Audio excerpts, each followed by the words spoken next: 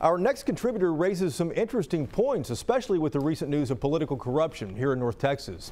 Here's Sydney Walker from Coffee and Politics 101 with My Voice, My Opinion. Kids, today's word of the day is corruption.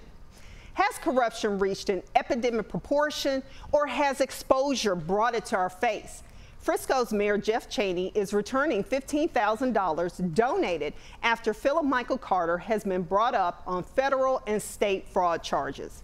Here is another situation where money is given back in order to absolve oneself from being on the take. When did giving the money back equal clean? Low-income developer Rule Hamilton has been brought up on corruption charges, but the campaign contributions haven't been given back. The claim is he's a good guy.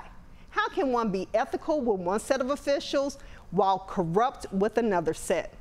The name of the game is keeping your hands appearing clean. Elections have consequences. I'm Sydney Walker, and this is My Voice, My Opinion.